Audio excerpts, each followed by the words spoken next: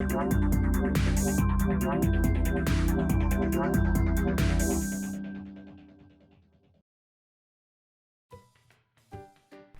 and welcome back to the Historic Nerd. I know it's been a long hiatus, however, but today I'm going to share with you something rather intriguing. The Military MRE, introduced in 1981, was a device intended to basically improve the dietary needs of U.S. military soldiers in the field where dining facilities were not available. Now, on the other side of this, we have the McRib, introduced to McDonald's restaurants in 1981 as a limited time promotion. The McRib was intended to essentially offset the high demand for chicken because of the invention of the Chicken McNugget, which was driving up chicken prices. So the then McDonald's CEO developed the McRib in an attempt to basically allow pork products to usurp chicken, or at least cool or quell the demand that was on chicken at the time. MREs come in a number of different styles and flavors, or meal types, but one stands out in particular: the rib-shaped barbecue flavor pork patty. By the MRE's very name, it actually fits the definition of a McRib. So this actually kind of rose a question in my mind of how close do these two things actually taste. So I set out to do an experiment to find out exactly how close these two were. The most notable difference between the McRib and the BBQ flavored pork patty would have to be the preparation and how you go about getting one. Here's a quick example of how to get a McRib.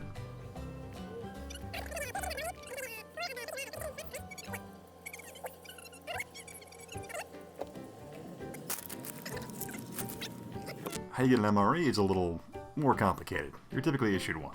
And if you're like me, after eating them for 3 months straight, you can no longer palate them, so you often take them home and amuse yourself that way. And you find yourself punishing loved ones with them in fun ways. All MRE food comes individually sealed in different packages. This allows for basically everything to be ready to eat.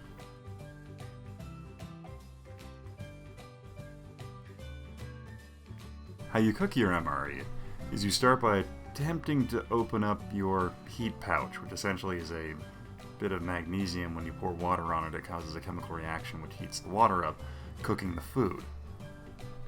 Now, if you can actually get into the pouch, that can actually help you eat the food. So you start by filling up the bag to that little line down there. If you fill it beyond that, the heating pouch can get insanely hot. It's kind of fun to do if you're a cold day in the middle of a deployment or something like that, want to warm your hands up. But then you start by struggling to put the package inside the heating bag, which can be a pain in the ass sometimes too, but I appear to be inept at it this time. But once you get it in there, you seal it up, then you roll the top down, and then you put it back in the box. Something to keep in mind: they often recommend not heating these indoors or in confined spaces, because the MRE heating bag will often expel a type of toxic gas which is hazardous to your health. But in this situation, I'm in a relatively well-ventilated kitchen, and now begins the waiting game. When doing this in basic training, you'll find you may not actually have enough time to heat up your food because they're in this really interesting rush mentality, which involves you eating your food as quickly as you possibly can and then them making you wait for probably a few hours. But if you were kind of smart enough, you could potentially risk it and actually heat up your food. I found all in all, to get your food to about the right temperature, it would take about 5 minutes if you could maybe squeeze that in there. I found I could often get away with 5 minutes during basic training, at least to heat my food up, because most of the time I got something called pork sausage and gravy, which is probably the worst MRE ever conceived by some monster somewhere in a lab. But you'll find that that one's so unpalatable you just don't even really want to eat it. So the only way to even really eat it is to heat it up, because it's so awful. It's kind of like the consistency of snot. But back to preparing your MRE. Now you remove it from the heating package, and then you start by attempting to open the MRE food packaging again. And I'm apparently inept at this, so let me get a pair of scissors. But, so you go in there and you start by opening that up.